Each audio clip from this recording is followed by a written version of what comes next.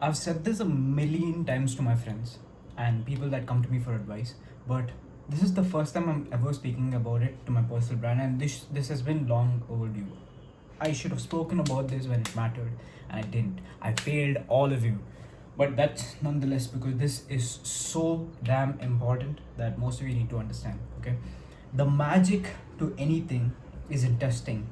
Okay, testing things will give you breakthroughs like you've never seen before.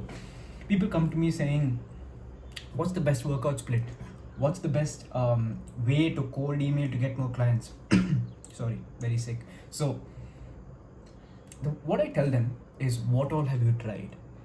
Have you tried science-based lifting? Have you tried powerlifting based style of lifting? Have you tried the style of lifting where you go bro split? Have you tried push pull legs? Me personally, I've tried every single type of lift that you can name. Every single one of them. Science-based, bro split, push pull legs, Arnold split, Mike Menser's.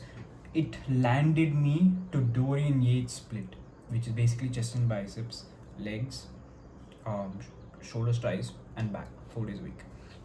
That's the most convenient. That's where I see my most progress. How I test it is, I test all of these and see week by week, is my lifts increasing, and this lift has proven to me that my lifts will keep increasing if I keep doing it. Okay, because I test it. Now let's talk about business side of things. I tested cold emails, I tested subject lines, I've tested different lead magnets. Years on years on years, people come to me and say, what do you do to get clients? I say cold emails. They're like, oh, I've been doing cold emails. I'm like, okay, what subject lines have you tested? What lead magnets have you tested? What kind of a demo call have you tested? They do not test. Most people are lazy. They want the theory so that they can skip the testing. They're scared to fail. Most people call it trying and failing. I call it testing. I call it listening to the statistics. There's only so much guesswork that you can do. No matter what problem you're facing, maybe I don't know if my workout split is working. I don't know if my diet plan is working. I don't know if my cold email strategy is working. What I tell to them is, start testing. Start looking into things in a way where, okay, week 1 we're going to do this, and this is the metric that we're looking for. This is what we're trying to improve. Week 2 we're doing this, and this is the metric that we're trying to improve. That's the only way. Let me give you another example. Diet plans. They're like, what's the best diet plan that I can follow? I'm like, okay, what do you currently eat? What have you done in the past? Have you tried keto? Have you tried carnivore? All of these things. You will eventually end up at a diet plan that's most sustainable, that you can see the most progress in once you start testing. Yes, you're going to fail, but yes, that's only failure if you term it as failure. You could call it testing. You were testing things. That applies to everything. This is a very philosophical post, but testing things is where the magic is at. And most people do not like testing. They don't like the hard work. They don't like the fact that they're trying things and things are not working out. They want the easy thing that they can just grab and that starts working, but that's not how it works. No matter, even as broad as something is business, you need to test different things to end up. Because even if I do give you a perfectly laid out business plan, your mind is going to wander. Like, it's going to say, okay, what if I did this? What if I did that?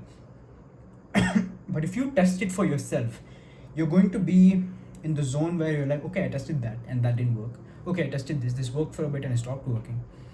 And then finally I'm here. So this is what I have to stick with.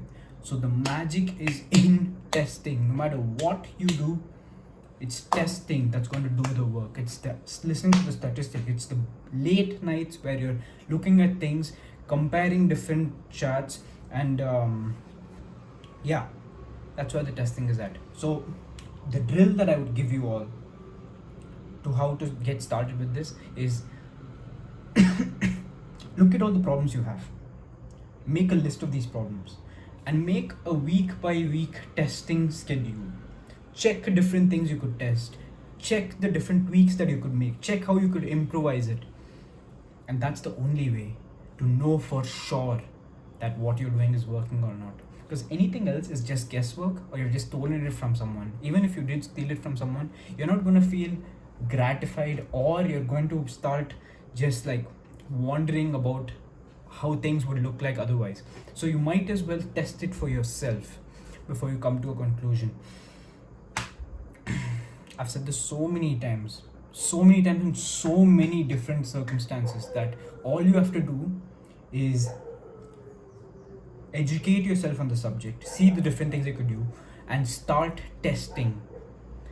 You could have a consultation call with someone like Alex Hormozy, but that would only be fruitful if you've tested different things and you cannot figure it out yet. Because most of the time, when you start testing and you test it the right way, you don't even need to come to experts. You don't even need to go and ask them for advice, because you're testing so many things on a regular basis that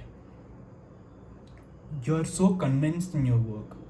Now, I'm not saying experts don't have their place, but testing is where the magic is at. And I'd like to end with this one statement.